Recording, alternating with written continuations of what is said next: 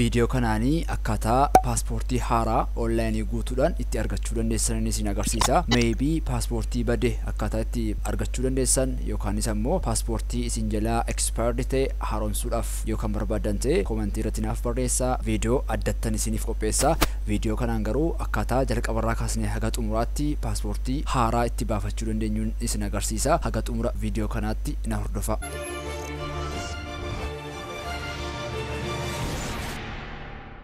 Egaan paaspoortii baafachuudhaaf jalqaba irratti kriteeriyaa yookiin ulaagaa lama guutuutu nurra jiraata. Inni jalqaba identity card yeroo ta'u kunis maalidha? Waraqaa eenyummaa gandaa kan haara'e qabaachuutu nurra jiraata. Inni lammataa ammoo waraqaa ragaa dhalootaa yookaanis birth certificate qopheeffachuutu nurra jiraata. Jarreen kana lamaan qopheeffannee jennaan paaspoortii online guutuutu ni dandeenya.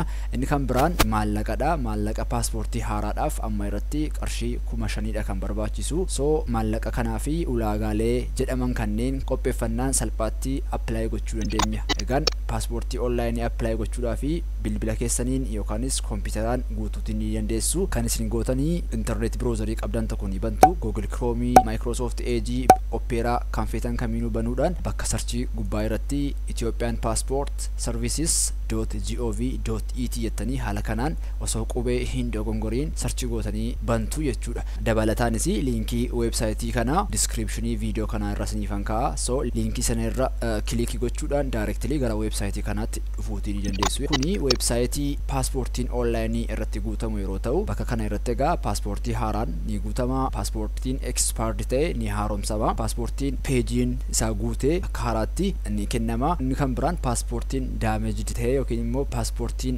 manca'e badee akka inni akka haaraatti nuuf ba'uuf asirratti foormii guutnee apply gochuutii ni dandeenya jechuudha. Egaan amma kan nuti ilaallu akkaataa itti haaraa jalqabarraa kaasee haga xumuraatti baafachuu dandeenyudha.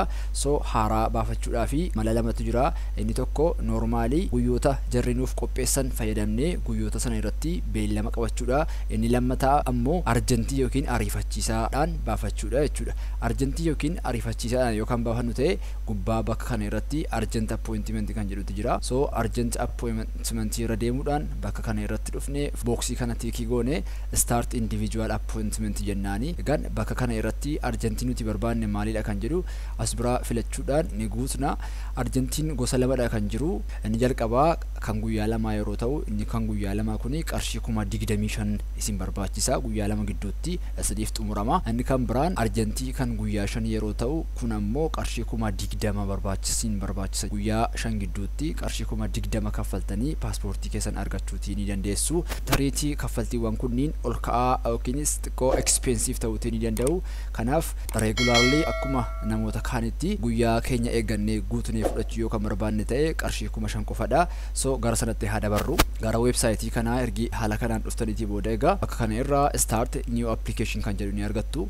Gara fuula kanaatti isin fida. Itti aansuudhaan boksii kana haala kanaan tiikii gootanii start individual appointment jettu. Itti aansuudhaan gara fuula kanaatti isin fida. Paaspoortii haaraadha kan nuti baasuudhaaf adeemaati jirru waan ta'eef new passport appointment kan jedhu kana filannaa.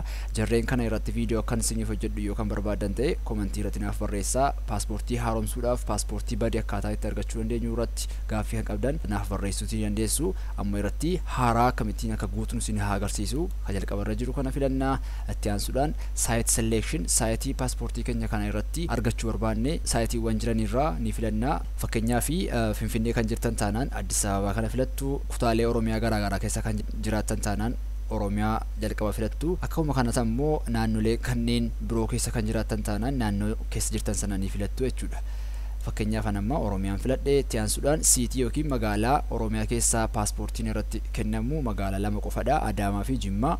So isin maal gootu kan isinitti dhiyaatu ni filattu jechuudha. Fakkeenyaaf Adaamaan filadhee itti aansuudhaan ofiisiidha kan nuti filannu. Ofiisiin tokko qofadha kan jiru waan ta'eef Adaamaa ICSC Adaamaa Immigration and Citizenship Service kan jedhu kana filannaa. Delivery Sites Adaamaa ICS ofiisii kana haala kanaan filachuudhaan ni galchina jechuudha. Sana booda capture boxii as fuuldura jiru kana I'm not a robot kan jedhu kana tiikii goona. Haala kanaan automatically right wayitanii nuuf godhu next jennaani jechuudha. Egaan bakka kana irratti guyyoota free ta'an ilaaluudhaan appointment yookiin beellamanii qabanna. Akkuma argitanii fuula kana irratti guyyaan free ta'e hin jiru. Kanaaf maal goona bakka kana irraa next jechuudhaan guyyaa free ta'e ni barbaanna jechuudha. fuula kana irratti guyyaa free arganneeti jirra. So Wednesday 21 kuni guyyaa free ta'an keessaa kan more nutti dhiyoo ta'edha. Kanaaf guyyaa kana filanna. Attiyaansuudhaan guyyaan beellama keenyaa yookiin appointmentii kana afternoon fi morning keessanii filannaa. Fakkeenyaaf afternoonidha kan jiru. Kanaaf afternoon keessaa sa'aatii 9 hanga sa'aatii 10 gidduu haala kanaan ni filanna. Attiyaansuudhaan next. Egaan bakka kana irratti of eeggannoodhaan kan nuti maqaa fi odeeffannoo keenya garaagaraa kan nuti guutuu qabnu. Jalqaba irratti first name'idha. First name let's say fakkeenyaaf Abdii jennu. Abdii Ingiliffaanidha kan isin guuttanii. Attiyaansuudhaan father name irratti fakkeenyaaf Jemaal jennu haala kanaani. Grandfather name maqaa akaakayyuu bakka kana irratti fakkeenyaaf Gamtaa jennu haala kanaan. Attiyaansuudhaan date of birth guyyaa dhaloota keessaniiti bakka kana irratti kan isin guuttanii. Guyyaa dhaloota keessanii akka kaalaandarii jara Awurooppaatti Gregorian kaalandariidhaan kan isin guutuu qabdan jechuudha. So maal gootu application online irratti Ethiopian kaalandarii gara Gregorian kaalandariitti jijjiiru jira waan ta'eef jara fayyadamuudhaan salphaatti convert gochuuti dandeessu dursitanii. Fakkeenyaaf browserii irra jirtan irratti taabii haaraa banuudhaan bakka kana irratti EC2 GC jettanii haala kanaan wayita search gootanii websaayitii kana Meta App Z kan jedhu kana irratti haala salphaadhaan kaalandarii Itoophiyaa irraa gara kaalandarii Awurooppaatti jijjiiruuti dandeessu. Fakkeenyaaf odeeffannoo nama nuti guutaa jirru kuni kan inni dhalate ji'a 10ffaa gaafa guyyaa 14 jennu bara ka Itoophiyaatti 1992 jennu convert wayita jennuun egaa automatically websaayitiin kuni kaalandarii Itoophiyaa irraa gara kaalandarii Awurooppaatti haala kanaan nu jijjiireeti jira. June 21 2000 tti haala kanaan convert nu godheeti jira. Kanaaf maal goona nuti mallattoo kaalandarii kana irra haala kanaan tuqachuudhaan gubbaa kana irraa jalqaba 2000 tti haala kanaan ni jijjiiranna jechuudha. Itti aansuudhaan ji'a immoo June 21 irra goona jechuudha. Haala kanaan June 21 then okay haala kanaan date of birth keessan ni galchitu jechuudha. Itti aansuudhaan maqaa afaan Amaariffaatiin bakka kana irratti ni guutu jechuudha. Amharic keyboard qabdu taanaan keyboard keessan irraa barreessanii Amaariffaan galchuutii dandeessu. Amharic keyboard hin qabdan yoo ta'e ammoo Google Translator fayyadamuu dandeessu. Kanaafis gubbaa kana irratti taabii haaraa banuudhaan translate.google.com jettanii haala kanaan search gootanii gara Google Translate tti adeemtu. Itti aansuudhaan gara bitaa kana irratti English language irra haala kanaan select godhatanii kaa'attu. Gara mirgaa kana irratti ammoo language Amharic irra ergi haala kanaan kaa'attanii booda maqaa keessan bakka kana irratti ni barreessitu. Haala kanaani wayitasin maqaa keessan haala kanaan fakkeenyaaf galchitanii gara mirgaa irratti Amaariffaan isiniif barreessa jechuudha. Copy gootanii bakka kana fiduudhaan paste gootu jechuudha. Haaluma wal fakkaatuun kan father name kan jennee galchine kanasi copy goonee fiduudhaan bakka kana irratti wayita galchinu directly gara Amharikitti nuuf jijjiira jechuudha. Grandfather name is haaluma kanaan copy goonee fidne bakka kana Google Translate irra wayita galchinu automatically gara Amharikitti nuuf jijjiira. Copy gochuudhaan fidne bakka kana irra haala kanaan ni galchina. Nationality automatically Itoophiyaa irra nuuf kaa'etii jira. So haaluma kanaan ifna bakka kana irratti phone numberii lakkoofsa bilbilaa keessan ni galchitu jechuudha. Email galchuun dirqama miti. Kanaafuu dhiisuutii ni dandeessu. Birth place bakka dhalootaa bakka kana irratti ni galchitu. Fakkeenyaaf Adaamaa haa jedhu Adaamaa. Itti aansuudhaan birth certificate unique ID birth certificate unique ID kanas galchuun dirqama miti. Osoo galchisanii garuu more filatamaadha. Kunis maalidha? Waraqaa ragaa dhalootaa gubbaa gara mirgaa irratti lakkoofsa digitii I think digitii 9 itti fakkaata kan jiru sanadha kasin bakka kana irratti galchisanii. Itti aansuudhaan occupation hojii yookiin dalagaa kan qabdan taanaan as keessaa dalagaa isin fakkaatu ni galchitu. Hin qabdan taanaan haaluma kanaan dhiistu dirqama miti. Hair color kalarii rifeensa keessanii as keessaa filachuudhaan bakka kana irratti ni galchitu. Gender saala keessan bakka kana irraa haala kanaan ni galchitu. Marital status fuutaniitu immoo hin fuune kan jedhu bakka kana irraa ilaaluudhaan kan isin fakkaatu ni galchitu jechuudha. Itti aansuudhaan heetii keessan eye kalarii jarreen kun dirqama miti. Warreen mallattoo urjii diimaa yookiin istaarii diimaa fuuldura isaaniitti qaban kanadha kan isin dirqama maandaatoriidha jara guutuuni. So jarreen kanneen dirqama of eeggannoodhaan guutuutu isinirra jiraata. Jarreen kaan ammoo odeeffannoo dabalataa guutuudhaaf gargaaru malee dirqama miti jechuudha. Is under 80 umrii 18 gadi taanaan kanatu tiikii godhamuu qaba. Is adoption nama guddifachaadhaan fudhatamee nama biratti guddifamaa jiru taanaan kana tiikii gochuutu isinirra jiraata. kana irraa kan hafe odeeffannoowwan kanneen sirriitti irra deebitanii cheekii gochuudhaan next jettuuni wayita gara fuula kanaatti isin fiduu regionii keessa jiraachaa jirtan bakka kana irraa filachuudhaan ni galchitu city keessa jiraattan haala kanaan barreessuudhaan ni galchitu jechuudha tiyaansuudhaan state keessan bakka kana irratti ni galchitu zone bakka kana irratti zoonii keessan ni galchitu odeeffannoowwan waradaa qabalee street house number PO box kanneen yoo galchitan filatamaadha yoo galchuu baattanis dirqama miti jarreen starrii diimaa yookiin urjii diimaa of fuulduraa qaban kanneen guutuun garuu dirqamadha jechuudha itti aansuudhaan next jettuuni fuula kana irratti family detailidha kan inni nu gaafatu kunis odeeffannoo mandatory miti dirqama miti waan ta'eedhaaf haaluma kanaan dhiisneetiyyuu next jennaani itti aansuudhaan bakka kana irratti paaspoortii page numberii filadhu nuun jedha so 32 page dhamatti kan jiru ergi haala kanaan filanneetii booda boxii I am not a robot jedhu kana tiki goona ni filanna captcha nuuf dhufu kana solve ni goona jechuudha motorcycle haala kanaan ni filanna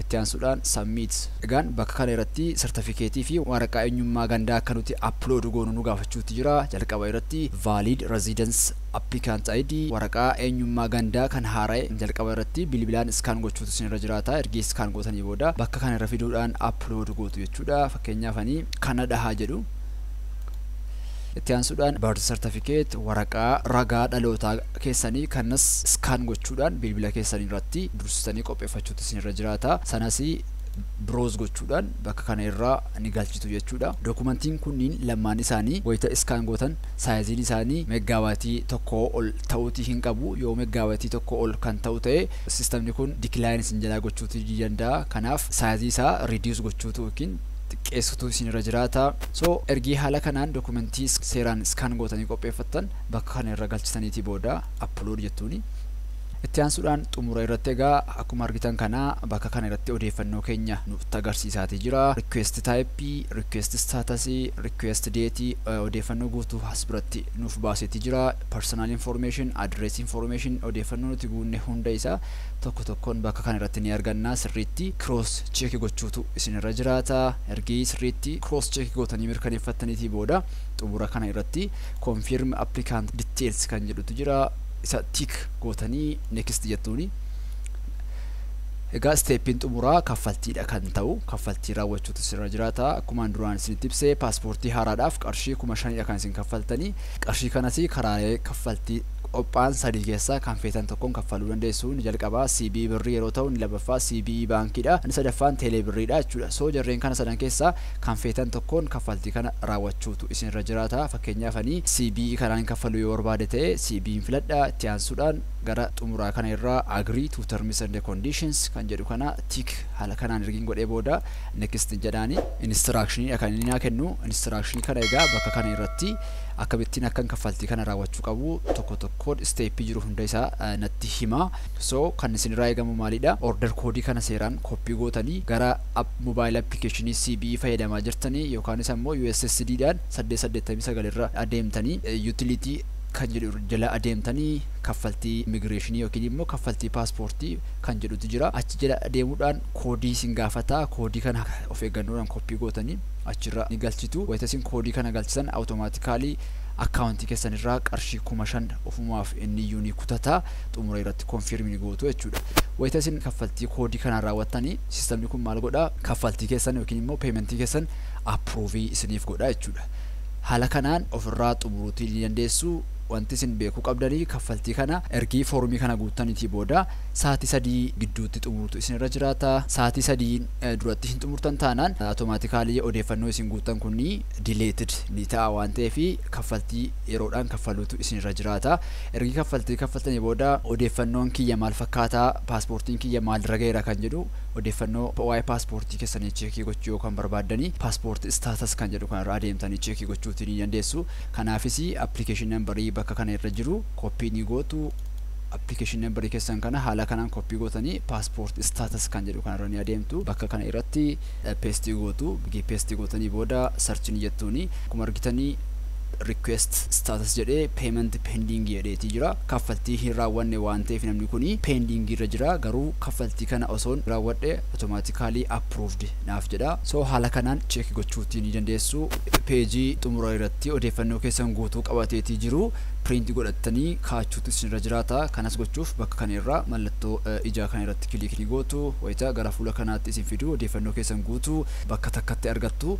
So gubbaa kana irraa print kan jedhutu jira, isa irratti kilikii gochuudhaan print godhattanii ol kaayattu. Kunis kan inni isin gargaaruu fi wayita guyyaa beellama keessanii qaamaan immigireeshinii adeemtanii bakka sana irratti odeeffannoowwan kanneen qabattanii dhaquun isin barbaachisa waan ta'eef print godhattanii kaachuutu isinirra jiraata. Egaan gabaabaadhumatti eegii haala kanaan paaspoortii keessan online guuttanii kaffaltii xumurtaniitii booda wayita guyyaan beellama keessanii ga'u qaamaan immigireeshinii naannoo keessanitti argamu kan foormii irratti guutan jechuudha. Achitti argamuudhaan ashaaraa qubaa ni kennitu, lammataa irratti ammoo suuraa ni kaatu jechuudha. Sana booda odeeffannoowwan kunniin lammanii odeeffannoo isin duraan guuttanii waliin walitti attaachii isiniif godhamee paaspoortii keessan waliin isiniif dhufa jechuudha. Wayita paaspoortiin keessan dhufu ammoo fuulduratti tekstiidhaan kan isin beeksisan ta'a. So viidiyoon kun kana fakkaata. Maybe wanti isiniif hin galle yoo jiraate commentii irratti naaf barreessuu hin dagatinaa. Tariitii ammoo paaspoortii kana akkan isiniif guutu namoonni barbaadan yookaan jiraatan ta'e usernamein